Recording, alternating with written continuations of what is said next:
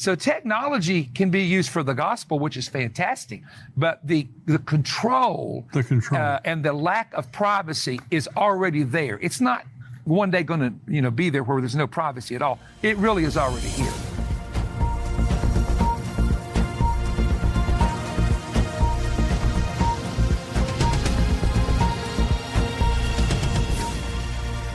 To watch the full interview with Perry Stone, go to endtimes.com, become a subscriber, $7 a month, $77 a year. You get all of our articles, all of our videos, all week long. Plus, you'll get this entire interview. Welcome to the Tipping Point Show. I'm Jimmy Evans. I'm so glad that you've joined me today. Now, I have been teaching from my book, Look Up, and I'm going to resume that teaching next week. But I have a very special guest with me today. We're going to talk about a book that he's written. Perry Stone is an internationally known evangelist and Bible teacher. He's a best-selling author with over 100 books and booklets in print in many different languages. His television program, Manifest, is seen weekly by millions of people all around the world. Perry is a Bible scholar and an end times expert. He's here with me today to talk about his new book, America's Apocalyptic Reset. And the subtitle is Unmasking the Radicals' Blueprints to Silence Christians, Patriots, and Conservatives. What a book. Perry, thank you so much for joining me today. Jimmy, it's great to have you. And as you know, we have a yearly prophetic summit. And when people found out Jimmy Evans was coming to Tennessee, they went crazy. You have a fan base, brother. And I want you to know we're excited to, of course, we're on one of the major networks together during their fundraising and so on. And I just want to say it's a great honor. And I've known you for quite some time and preached at your church years ago in the winter months. And I'm so glad to do that. So thank you for having me. Well, our people love you. We have that in the round sanctuary there. Yes. And they absolutely love you. Well, I've listened to you for I don't know how many years, at least 20 years. And you're a scholar, you are a true scholar, and you have a fascination with the end times and not just the end times, but the things that are happening in the world, but from obviously a prophetic perspective. Right. And you've written this book, America's Apocalyptic Reset. And I love the book. And I want to talk about this because, Perry, there's so much anxiety today, even among Christians, even those of us who love Jesus. You see the things that are happening in the world today. Now we have these riots that took place in Chicago and Los Angeles, and the teachers getting fired for saying "Good morning, girls" and all that kind of stuff. Yeah. And, the transsexual things. And so there has been in the last probably 5 years, maybe 10 years, but really just in the last few years. Now we see AI this year. We have AI introduced, which is causing a major disruption. And so tell me why you wrote the book. What's on your mind as it relates to America's Apocalyptic Reset?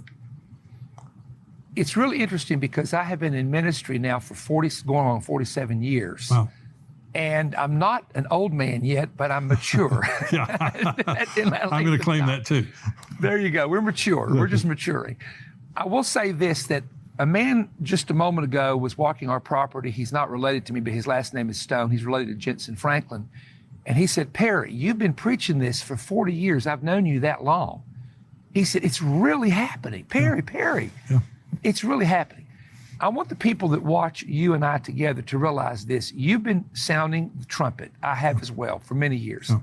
There comes a time when everything that we've talked about, whether it be the positive things of the last day outpouring, the positive of the gospel going around the world, the positive of God's power being released in the earth, and the knowledge of prophecy filling the earth, those are the positive things. But these negative things that we talk about, keying in especially on that Revelation chapter 13, which is a global religion under a false prophet, a global kingdom with 10 major nations and their leaders under we call it a beast system. The Bible identifies it with the imagery of a beast, which in Greek in the Revelation means wild beast. It's a specific word for a dangerous wild animal. And we know that your people and my people both know the prophetic symbolism connected with that in Daniel and Revelation. There comes a time that it has to begin happening. And when Jesus would tell his followers, you believe in God, believe also in me. Do not be afraid.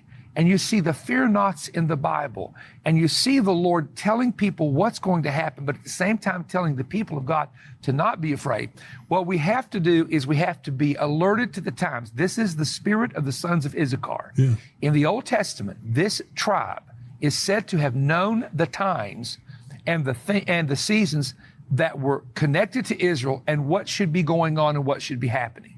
Every believer needs to ask God to give them that same anointing that the sons of Issachar had, to be able to say, we do not want the seasons and the times to scare us, but to prepare us. That's right. And I've always said prophecy is never, for a believer, about being scared. It's only about being prepared. That's exactly right. Staying ready for the return of the Lord at any moment. Even preparing for like the natural disasters. We know they're coming. That's right. So what do? People who are prepared are less apt to be afraid when they see the events take place because they've already prepared for it. And I'm reminded about Noah, where it says that Noah, being warned of God, was moved by fear to prepare an ark for the saving of his house. And I said, no, God, it's a contradiction. You've told us not to be afraid. He said, no, he was moved by the fear of the Lord. Wow. And he knew what was coming. So the fear that moves us is our fear of the Lord, that the wrath of God is real. Right. The tribulation judgment is real. The judgments coming to the nations is real. So that is where we fear God, because we know that he is a just God, a God of righteousness and judgment, but yet we know he loves us. That's right. So therefore our fear is not to be afraid of what man can do. What did Jesus say? Do not be afraid of what man can do. Only be afraid of eternity, the person that can take you into hell. That's what you should fear, is going to hell and being lost. So I think that we have to understand we are now coming into those times. So let's be informed and let's be prepared. And that's the message that I would give to the body of Christ. And that's what I see in this book is no fear, but there are some things we need to be prepared for.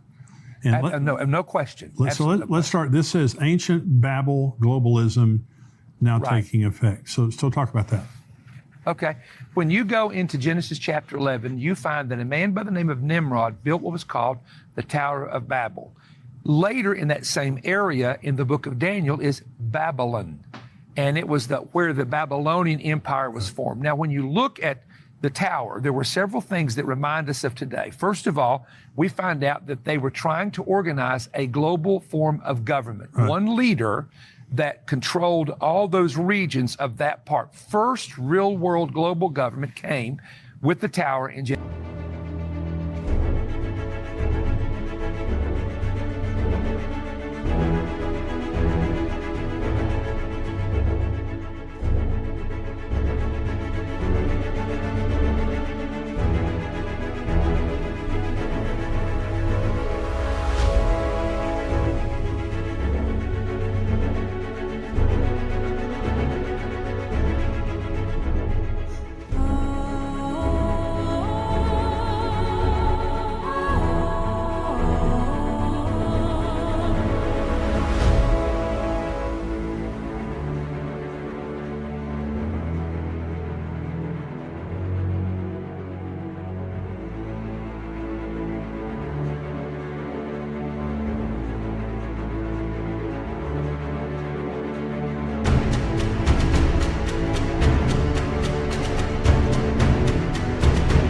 Genesis chapter 11. So how's that parallel to us? Because of the formation of all we hear about now is globalism, globalism, globalism. Let's unite the nations. Now, number two, it says this, that they were all one language. So in this unification of things, they're trying to, if you've noticed, get one kind of currency that everybody can use. The dollar has been the pivotal currency for the nations actually since probably since after World War II. Right. Now we're coming into something different where China, who is the leader of the future kings of the East in the book of Revelation, has stepped in, and now that they are trying to get everyone to use their currency and do away with the American dollars. And it's just and this is probably where more people are concerned. I have a text from a businessman who is one of the top businessmen in the entire United States, and they have a Christian organization, but he sent me this real long text explaining to me in detail about breaking it down on how this is happening, why it is happening, and what his opinion was on it. So there was a global system, global government, global religion. Everybody was, it says this in the Bible, they were all one language. And here's the fourth one: there is nothing restrained that we cannot do. To me, that's the picture of artificial intelligence. That's right. We are now making robots gods. That's right. We are making and creating, and even Elon Musk has warned about this, or Elon Musk, I should say. He's warned about this. He has said this system of artificial intelligence, where it's going, is so dangerous, they could actually control and rule over humans and destroy humans. Now think about that. Yeah. So when you see this image of the beast in Revelation 13 that speaks and lives, is this image, and the Greek word there is where we get the word icon from, which is an actual image, is it connected somehow to some high level, incredible artificial intelligence? Now they're wanting to create, this is interesting, they're wanting to create an artificial intelligence robot that looks human, that literally answers every question the world has on any subject. And that can eventually be done. And they're saying it will be the God, I quote, it will be the God of a new global.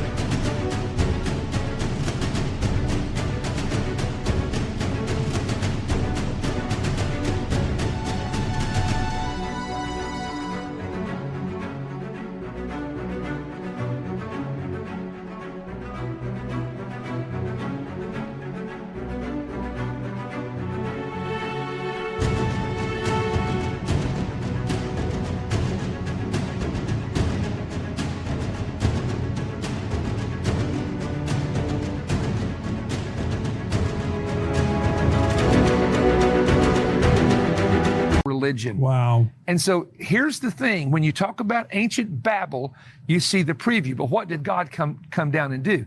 God came down and confounded all of their languages, where they couldn't speak with one another. They couldn't communicate with one another. And so we talk about Babel. Babel can mean the gate of the gods in the ancient Semitic language, but it also means to just utter nonsense. We say, look at the baby babbling. You can't understand what they're saying. It's just a bunch of words. And so this entire system, and I want to say something here. You know, when you talk about men building a tower to reach into the heavens, I think, and I'm just telling you how I think about this, the parallels, I think about computer mainframes are called towers. Wow. And I'll tell you another thing that really interests me, because in Noah's day, there were giants in the earth in Noah's day, right? And we know that they're not named, but we do see other giants named in the time of David. Right. And when David was about to set up the kingdom, and he did it through Solomon, of course, after his death, when the kingdom was about to come, there were giants that were in existence that David had to take care of, and there are 5 of them. There's Goliath, Lami, Saph, Ishbibenoth, and the giant from Gath, and they're named that way in the Bible. David took out all 5 of them. Now, someone said, how is that parallel to the time of the end, that in the days of Noah, there were giants? What are our giants? And the answer is tech giants. The tech giants that we have are literally intimidating the world, controlling the world, controlling thinking. They're changing the thinking of an entire generation. Yeah. And without naming them, there are 5 of them. Wow. That is absolutely. Just like in David's day, before the kingdom was established in Israel. So the Bible, what I'm saying is, the Bible has so many historical parallels that it says in Ecclesiastes, the thing which has been is that which shall be, that which has been done is that which shall be done, nothing new under the sun. So if you want to know the future, and I know you understand this very well, you go to historic references, as it was in the days of Noah, the day it will be in the coming of the Lord, days of Lot, in the days of the coming of the Lord, and you find examples, and it's loaded with what you will see happen again at the time of the end. And that's just an example. I call it the Babel effect in the book. Well, you know, in Genesis 11 that you're referring to, when God came down, it said, because they have one language and they're of one mind, nothing will be impossible for them. That's it. Nothing restrained. Yeah. So They can't do. Yeah, that's what's happening. But look at see it now. Look at the 5 tech giants that you're talking about. They're controlling the world. Totally. Totally controlling You the can't world. you can't even go on a computer to get information till you use one of them to find out where you're going. That's right. And It's total control. It is control. in the United States of America, we have antitrust laws. But as it relates to those tech giants, they stand Right. apart from the laws. You would never, 30, 40 years ago, allow a company to become that dominant in one Yeah. space. But we do Well, today. I asked a guy who's very familiar, and I definitely would not name this fella. He could lose his job. That works on the inside. I said, why is it that these giants get by with so much? And we know there was influence in elections, and we're not Right. going to get into that. But there's so many things that they can control. And he said one of the main ones that was invented and released was invented for the purpose of allowing the government to track information. Wow. And he said, that's all I'm going to tell you. So in other words, they're not going to take away a system that people trust that gives all their information that they can go into and collect that, just like they do, with they do it with commercials. And if you ever notice, and you can test this at home, and I have never met the man. I have been invited to meet the man that does this. There was a man that has a business that it's big as a football field with nothing but computers. And what he does is, if you say, man, I'm so hungry for a hamburger, all of a sudden, if you go to your computer, you'll see maybe a McDonald's or a Burger King ad come up. And that's why you get ads after you said something in your car, or you said something where your computer's present, and it actually exists. It's not a story, it's actually real. And the guy was telling a friend of mine, if Mr. Stone wants me to work with him, if someone is just saying the word prophecy, we can get ads for Mr. Stone's books that will come up right when they look up anything that has an ad, whether it's a news channel or whatever. Mr. Stone's ad would come up. Of course, there's a price to pay for doing it. It's not free. And that's where we're at. I mean, so technology can be used for the gospel, which is fantastic, but the control, and the lack of privacy is already there. It's not one day going to be there where there's no privacy at all. It really is already here. To watch the full interview with Perry Stone, go to endtimes.com, become a subscriber, $7 a month, $77 a year. You get all of our articles, all of our videos all week long. Plus, you'll get this entire interview. endtimes.com, $7 a month. God bless you.